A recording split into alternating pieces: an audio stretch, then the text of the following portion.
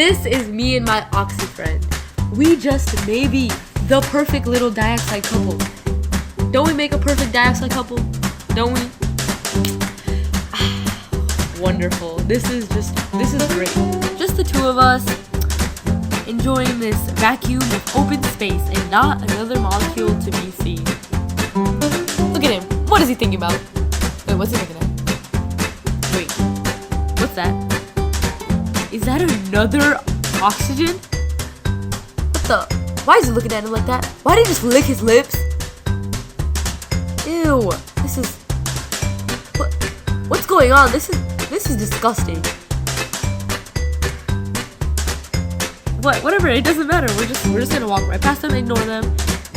What are you doing? No!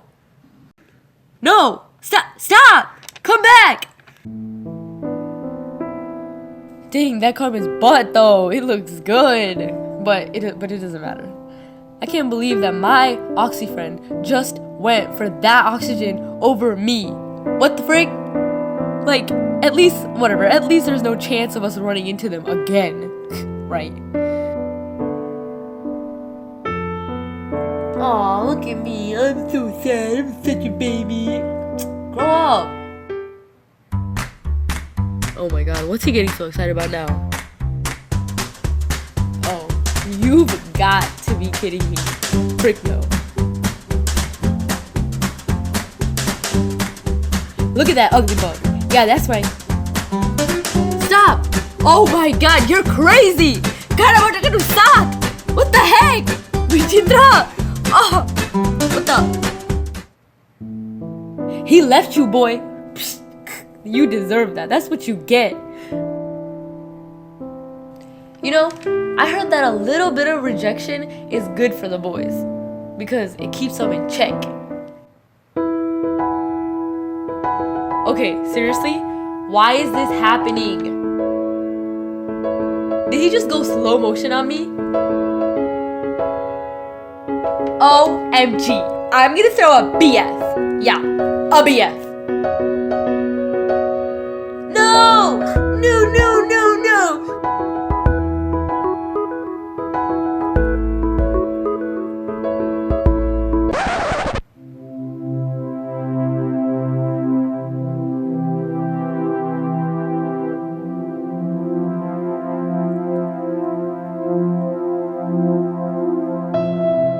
Yeah, that's right. I am the only oxygen in your life. I'll never have to worry about him ever again. That oxygen will never come between us because I'm the only oxygen in your life. Yeah.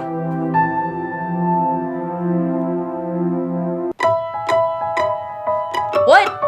What? How can this be? No!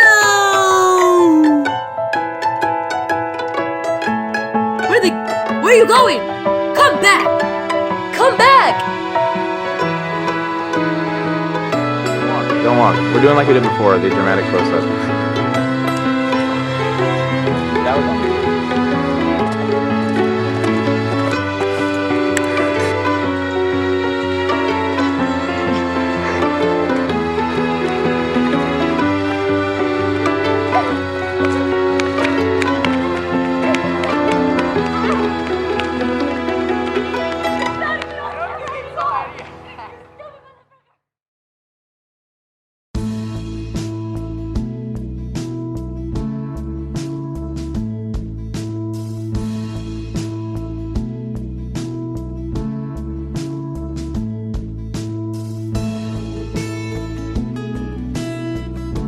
Alright, so, chemical bonding. Obviously the main idea behind chemical bonding is the idea of two atoms coming together and forming a link, or a bond.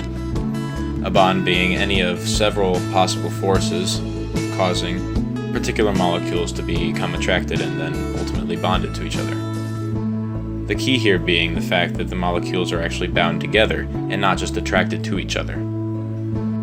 One of the main theories of chemical bonding is that of molecular collisions. As you can see here, I've got a box full of gas, some red gas molecules and some black gas molecules. Let's say that for our chemical reaction, one black molecule plus one red molecule yields a black-red molecule. So for that to happen, a red molecule would have to impact a black molecule or vice versa, creating a bond and therefore a black-red molecule.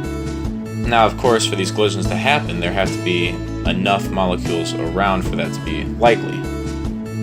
If you were to, for example, have your container with only a single black molecule and a single red molecule, it is far more likely that the two molecules would bounce around the inside of the container relatively endlessly without ever impacting each other and therefore without ever reacting. This is because there is simply not a high enough probability of an impact occurring with so few molecules. It's like driving your car through the desert and expecting to get into an accident. The opposite, however, is also often true. If there are more molecules, then the reaction is likely to more readily happen. Think of it like trying to push through a crowded room. You're going to bump into a lot of people. The molecule bumps into a lot of other molecules, and therefore it has a higher chance of bonding with one of them.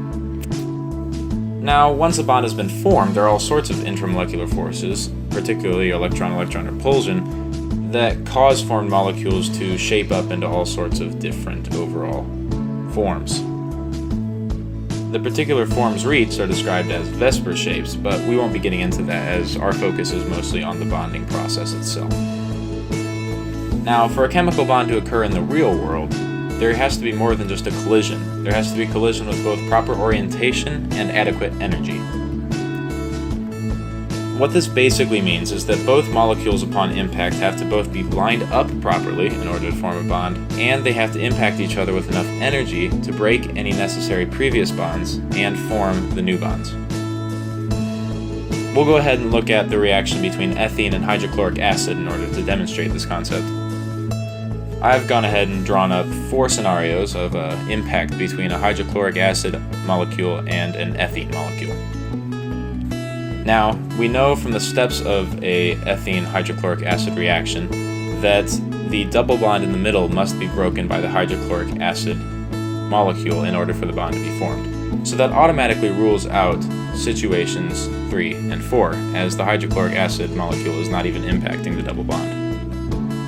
Situations 1 and 2 both have the hydrochloric acid molecule impacting the ethene molecule in the correct spot. However, only one of them has the hydrochloric acid molecule in the correct orientation to form the bond necessary. In situation 1, the chlorine molecule strikes first. Chlorine, however, generally has a slightly negative charge, and because electrons also have a negative charge, the chlorine will simply bounce off the electrons in the double bond, and no bond will be formed. That leaves situation 2. Hydrogen has a slightly positive charge, therefore with enough impact energy it is able to break the double bond and form the bonds necessary for a chloroethane molecule. Well, I hope you guys enjoyed the video, the first part at least, if not the second, and learned a few things about chemical bonding along the way. Thanks, roll credits.